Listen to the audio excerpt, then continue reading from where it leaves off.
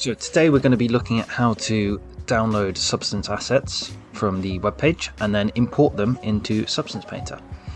So firstly, you're going to want to find a texture that you like or material that you like, and then you're going to want to hit download.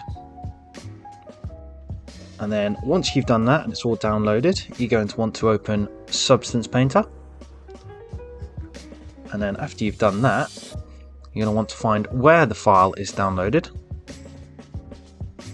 So in my case it's here.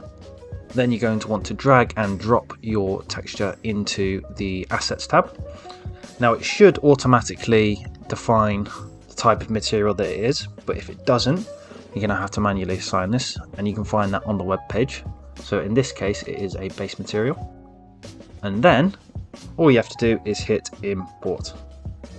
And there you go, that is how you get assets off of the web page into Adobe Substance Painter. Cheers for watching, and be sure to check out my other videos, and I will see you in the next one.